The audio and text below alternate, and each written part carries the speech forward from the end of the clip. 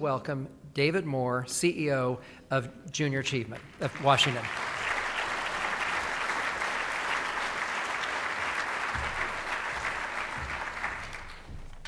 Jeff Hansberry, whom many of you know the story of Starbucks, and I did not know a lot about Jeff until his assistant called me, said he would like to meet with you. I didn't know if I was in trouble or if we had a new volunteer. When I went into his, I quickly found out what his business acumen was. I understood and read online that he had left a very successful job with Procter & Gamble, leading their international marketing team, to go to a company by the name of Gallo Wines, where he engineered a turnaround for that company that is successful today because of his work and because he championed that industry. He also left after Gallo. Howard brought him out here to Seattle to be, he's currently the president of Starbucks Channel Development.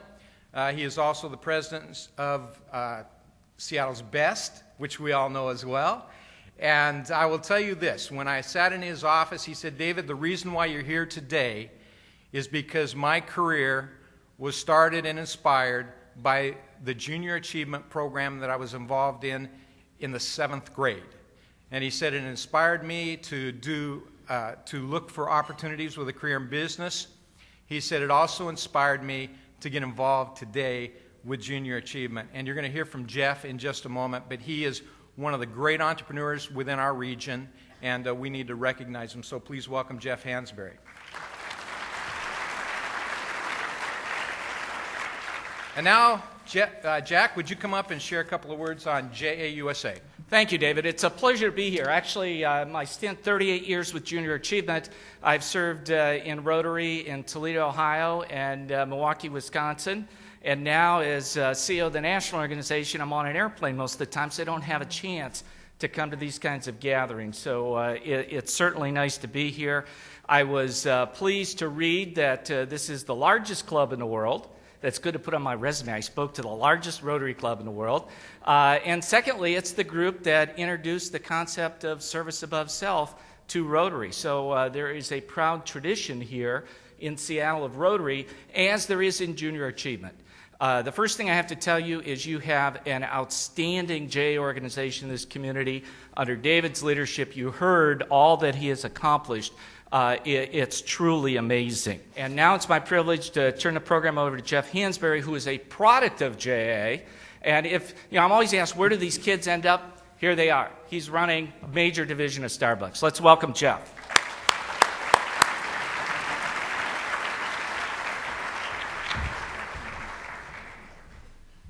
Good afternoon. I'm Jeff Hansberry. I have been with Starbucks for 2 years. I'm going to go a little off script from the remarks that I had planned. Jack did such a compelling job of outlining the issue and the challenge that we face in this country. And when I got to Seattle, I did call David. And the reason I called David is really two. My personal passion in life is education. I understand the value and the importance of education because I come from a family that did not have a lot of opportunity. My grandfather did not finish high school. I was the first one in my family to actually go to college.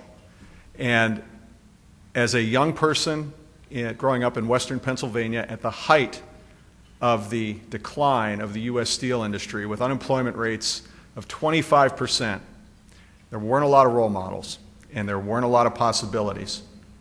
And that's as true today as it was then for a lot of our young people. And it was because of Junior Achievement that I saw a different path. I'm not going to stand here and tell you today that it was only because of JA, but JA was one of the key influences on me, where I met for the first time in my life as a 13 or 14-year-old professionals who actually took time to come and talk to people like me in my community about what was possible. Gave me the opportunity to understand that there was more out there than what I could see, which candidly at the time wasn't a lot. I returned to the U.S. in 2007 from 10 years abroad, and many of those years I spent in Thailand, which is a developing market, developing country, where A high school education is a luxury, where less than half the kids, when they grow up, have the opportunity, well, less than half, have the opportunity to get past an 8th grade education. I'm very sad to say that with all the prosperity, with all the resource that we have, we're headed the other way. We're on the path toward a developing country. And my passion for JA resides in and rests with knowing that I can and that we all can make a difference. And it's the smallest things. It's making time and it's making opportunity, or just sharing the idea of opportunity with young people. An opportunity can change someone's life, and I stand here as a case in point. So that's why JA is so important, and JA is uniquely positioned to make a difference in this space. So that is why I'm a big fan, and I echo Jack's sentiment. What I'd like to do, though, with the President Jim, the 6 minutes that I have left, is share a little bit with you about Starbucks and what we're doing in the channel development space. We're a 41-year-old Seattle-born company, 1971 in Pike Place Market.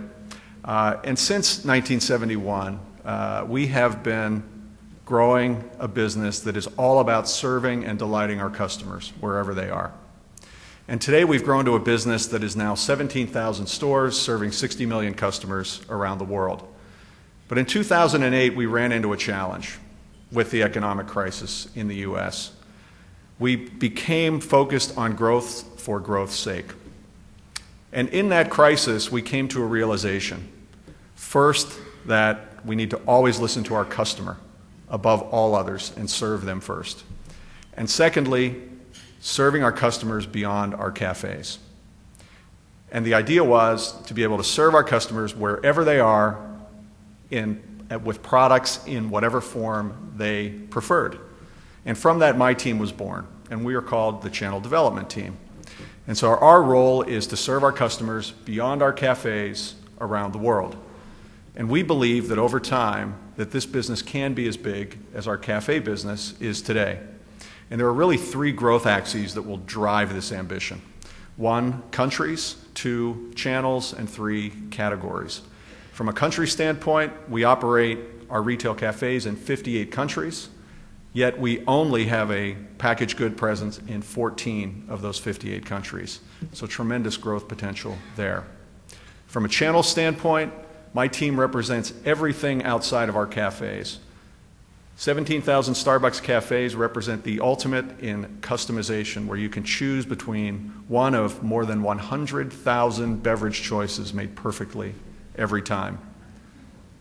That's a big task. My team doesn't do that. We take care of the other opportunities beyond the cafe, the millions of outlets that represent the ultimate in convenience, whether it's a convenience store, a vending machine, Burger King, 7-Eleven, Hyatt Hotels, wherever you might find our products outside of our cafes, in service to our customers, delighting them wherever they choose to, in whatever form they choose, Starbucks products. And then finally, from a category standpoint, we have been, and we always will be, a coffee company, and that's at the heart of everything we do. Importantly, though, when you look at the coffee category, today we represent less than 1 of every 100 cups of coffee consumed around the world, which gives you a sense for what's possible. Growth within coffee continues to increase. We are on a major growth initiative from what we call a premium single cup standpoint, with the introduction of Via, and we've provided you with a nice sample of Via. I hope you enjoy that, which has become a $300 million business in less than 3 years, in a category that was thought to be stale and in decline, the soluble coffee category. Now to K-Cups, which is a business we've introduced in the last 6 months and have sold more than 230 million cups in the first 5 months since launch. And most recently, the introduction of a global single cup on-demand platform called Verismo. Beyond coffee, we're extending our growth into the tea category, which actually is larger than coffee, and the only liquid beverage that is larger than tea globally is water. And we think we have the same opportunity to create a premium experience around tea that we did around coffee 41 years ago.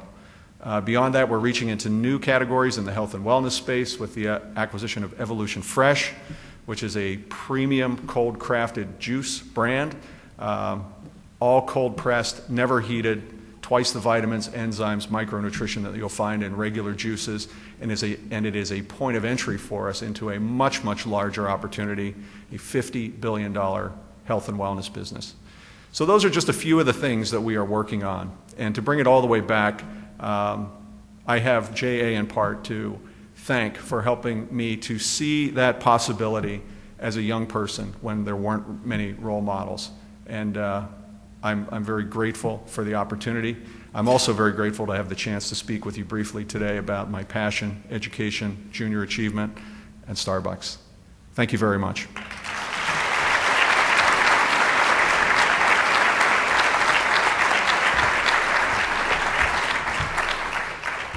We do have time for a few questions. If we could focus them on junior achievement and youth-related things, that'd be great.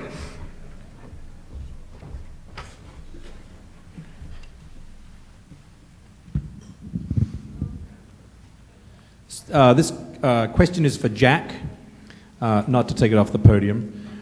When you talk about the scalability to the amount of kids and the percentages that are not graduating, do you then focus on that same thing and you go after more of the native culture versus the the island culture?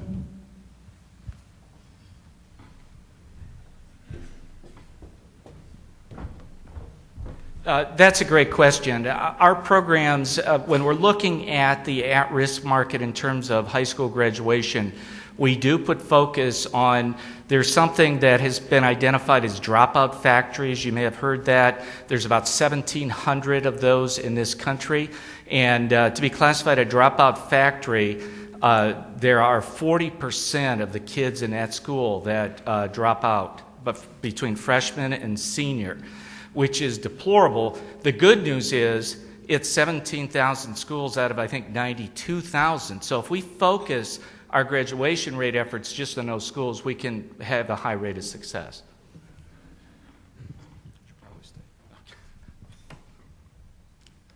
Sir, what was the rationale behind selecting Tata as a partner?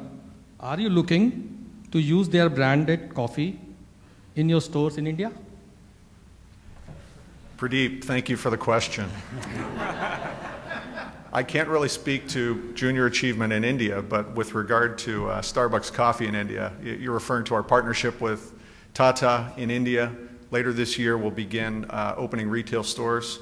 The key driver behind selecting Tata as a partner is the values that Tata shares with Starbucks around putting people first, around building community, and around service. Thank you. Yes, this is a question relates to, Rotary has a program called Rotaract for younger members to participate in Rotary, and I wonder if Rotaract and Junior Achievement have been considered as a partnership, and maybe the second part of that is what Starbucks' involvement with Junior Achievement has been.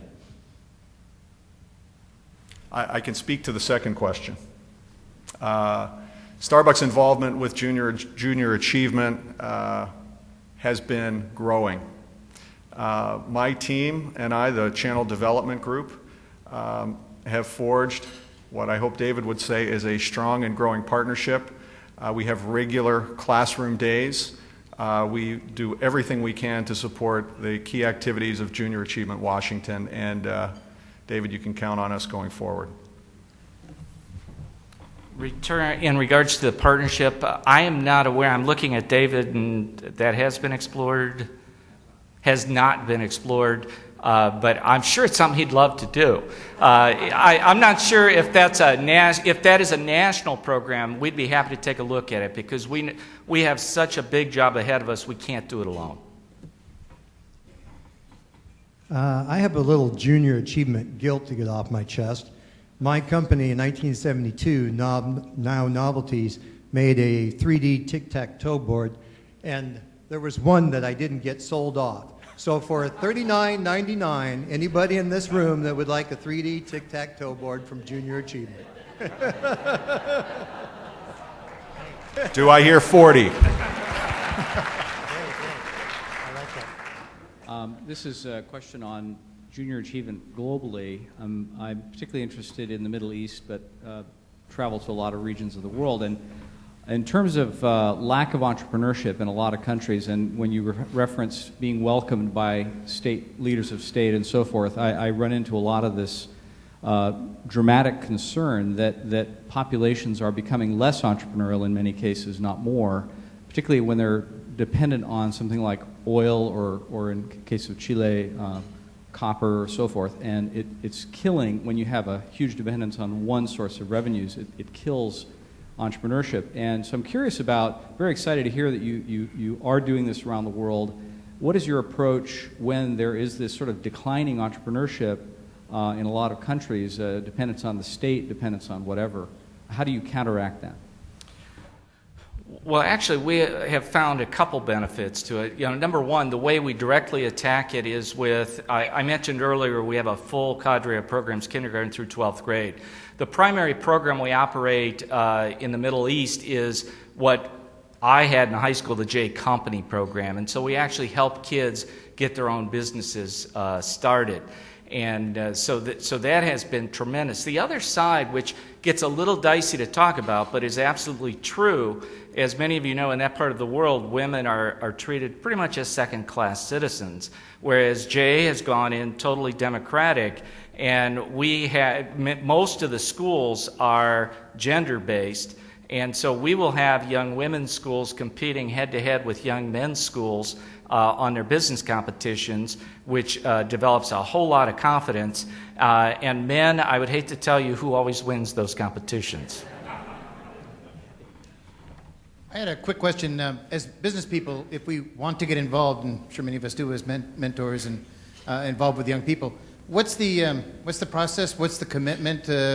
How would that work? What would we do? Okay.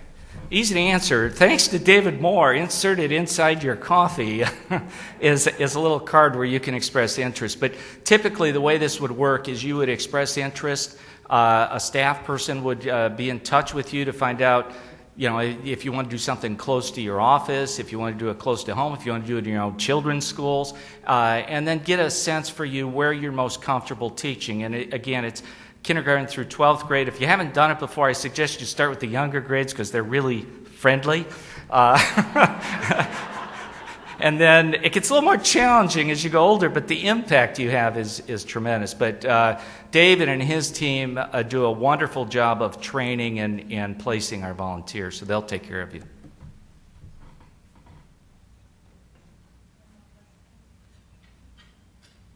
This is just a question for Junior Achievers. I'm originally from South Africa, and I know that Junior Achievers is very successful, very active there as well. And I was just curious to know where that is overseen from. Is it from a part of the US, your offices? I was just curious to know about that for International JA. Where's the oversight for International JA? Oh, okay. No, great question. We have an organization known as J Worldwide, which coordinates. We have 6 different regions around the globe. I've actually visited the program in South Africa. It's done out of Johannesburg. In fact, Linda McClure, if you've been down there, is our executive, does a great job. But our global office right now is headquartered kind of jointly between Colorado Springs, which is where our national office is, and Boston.